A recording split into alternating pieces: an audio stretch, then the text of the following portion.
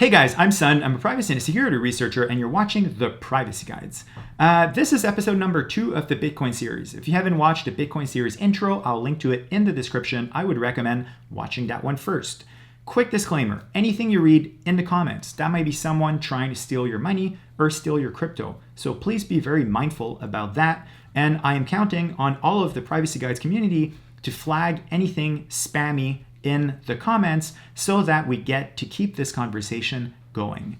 In today's episode, I want to talk to you guys about custodial versus non-custodial ways of holding Bitcoin. If you've been around the Bitcoin space for some time, you have heard the word custodial and non-custodial probably a million times by now. But for people who are just getting started, it's really important to understand the difference. As I mentioned in the last episode, if you don't have the private keys to a public key, and a public key is essentially a receiving address in the Bitcoin space, well, the Bitcoins are not yours.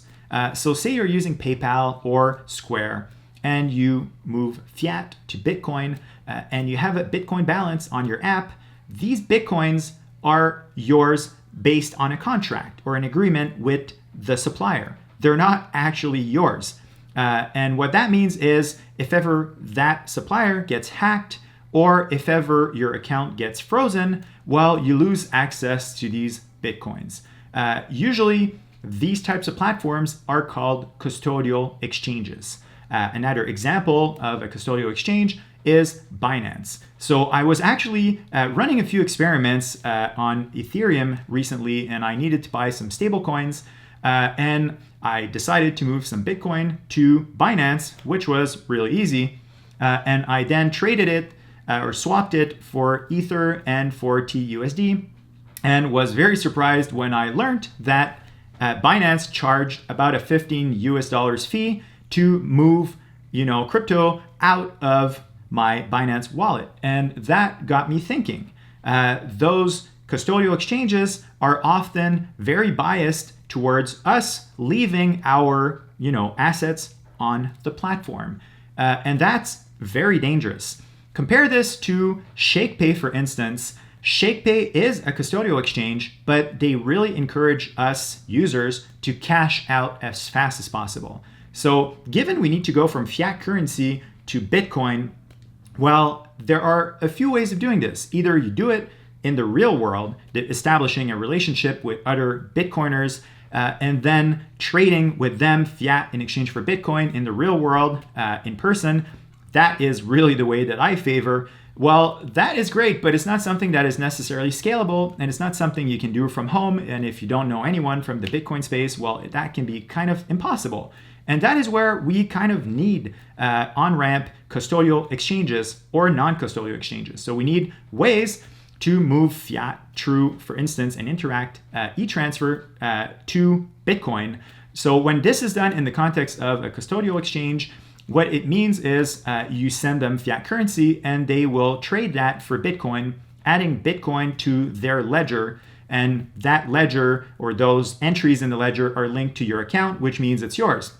In the context of Binance, you can pay a fee to have that moved out to, for instance, cold storage. An example of cold storage is if you have a Trezor, for instance, and that's where, your private keys are.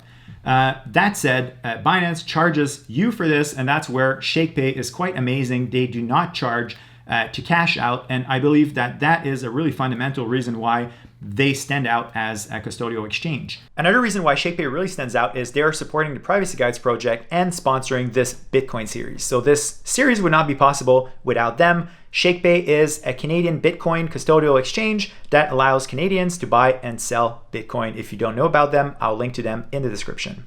Now, an alternative to custodial exchanges are non-custodial exchanges. And one of those that I like in Montreal is Bull Bitcoin. Bull Bitcoin is a non-custodial exchange. What that means is you will send them fiat currency and you will also send alongside a Bitcoin receiving address. And that means that they will more act kind of like as a broker, and they'll acquire Bitcoin and, send it over to your public address. They will not keep custody of that Bitcoin for longer than required for that transaction to go through. Now, all custodial and non-custodial exchanges, or at least all the ones that are not super shady, require something called KYC, which is also known as Know Your Customer. What that means is in today's world, they are all, what's the word for this? Yeah, they're audited. They have to go through pretty sophisticated compliance processes. And that means that they have to associate Bitcoin with a human.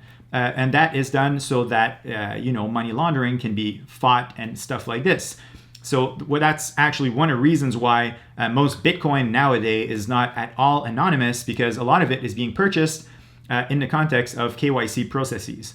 And that is why I recommend buying Bitcoin, on the street from someone you trust. That can be done without KYC. That is kind of the truly cypherpunk way of doing things. But again, not everyone is capable of doing this. So I'll end today's episode giving you guys a little piece of history. I'm not a Bitcoin historian, so some of these facts may need to be fact-checked. But we, in the early days of Bitcoin, got pretty, what's the word for this?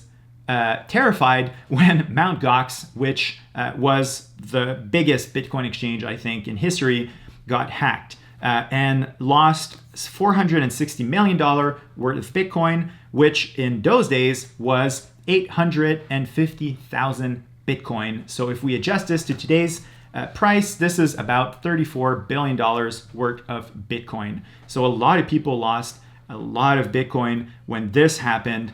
And it's a reminder to this day that we have to be very mindful when we choose where we park our holding. That is why I highly recommend you guys watch this whole series if you're just getting started. And eventually, throughout the series, I'll show you guys how to set up your own Bitcoin wallet safely, securely. And that is the only truly, cypherpunk way of doing it. That is why I love Bitcoin. Bitcoin is decentralized. So centralizing all of our Bitcoin on exchanges goes against, why Bitcoin was developed in the first place. It was developed so that we, the people, can hold our own Bitcoin and be our own bank. And that is the total opposite of everyone putting their cash on Binance, for instance. And another example from the Bitcoin graveyard is Quadriga. It's actually a Bitcoin exchange that was in Canada. And that is actually insightful for a whole bunch of different reasons. A lot of people think that that company was, a kind of Ponzi scam or a scam. But what's really interesting there in the story is that the founder died, and with him went the keys to cold storage, and $190 million were lost in Bitcoin. So that is actually interesting because a lot of people have very sophisticated wallets, but few think about what happens if they die. So what happens if you have, a Bitcoin, 2 Bitcoin, and you die, or do you have a strategy in place so that you can pass it on to your children, for instance, to your family? It's really hard to remain sovereign while one is alive, yet pass on one's Bitcoin legacy when one dies. And I will be talking about this further in this series.